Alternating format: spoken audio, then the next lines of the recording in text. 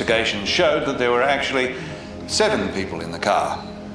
And despite her denials, a blood test confirmed that she had cannabis in her system.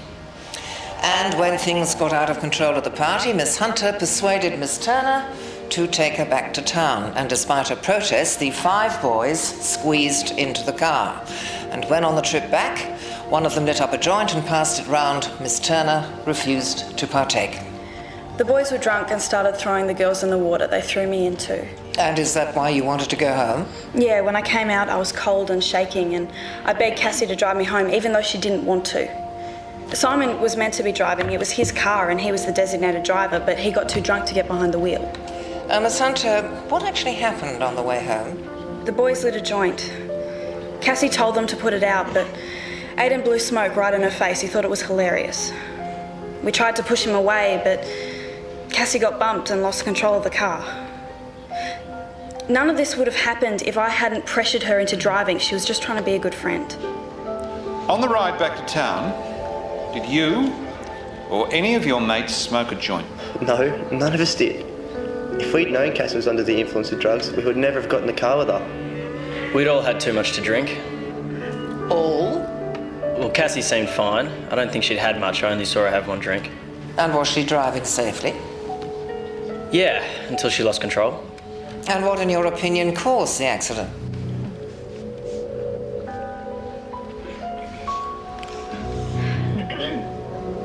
Mr. Jeffries, answer the question, please. Would you like me to repeat it for you? I want to change my statement. Perhaps we should take a short break, Your Worship. No, I'd like to hear what Mr. Jeffries has to say. Do you know what perjury is, son? Yes, sir. Then I strongly urge you to tell the truth. A young woman's reputation is at stake here. She's being charged with a very serious offence.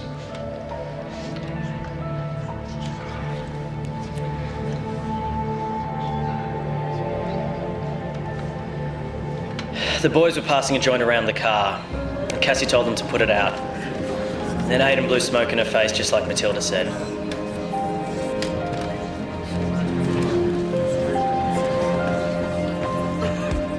Pregnant. Oh, man. It really did a number on you. Yep, I was so stupid. I just walked straight into it. Mate, look, I'm so sorry for going off at you the other day. Oh, mate, it's fine. Look, I didn't even know about the baby then. And you're right, you know, I was flattered by her attention, I guess. I just didn't see it coming. Yeah, well, you weren't to know that she was setting you up. Listen, you're not going to like this, but yesterday I kind of asked Viv for a job. If I'd known about the... Baby, let's go. Let's go.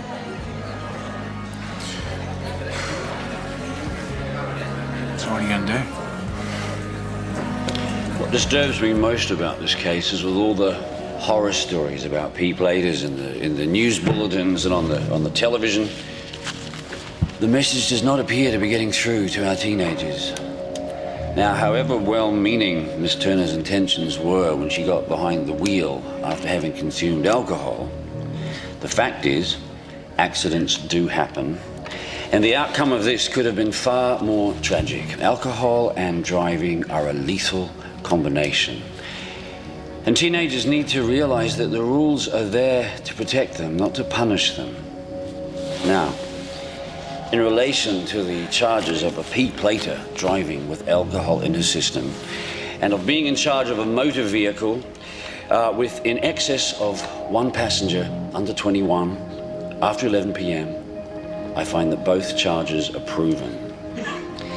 In the light of a prosecution witness changing his testimony, I now believe that Miss Turner did not smoke a prohibited substance, and that charge, along with the one of driving in a negligent manner causing grievous bodily harm, are both dismissed. Miss Turner, in relation to the two proven charges, I hereby fine you $500 with 12 months loss of license. You're free to go.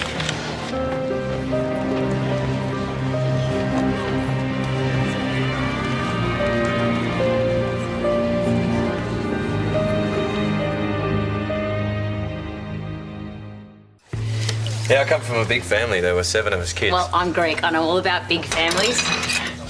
Yeah, my mum and dad came from overseas and they started their own little restaurant. And so when I was little, we lived above the restaurant. Right, so you've grown up around food. That explains your talent. Oh, it had its downsides. Kids at school always reckoned I reeked of garlic. Yeah, I hear ya. So have you always worked as a chef?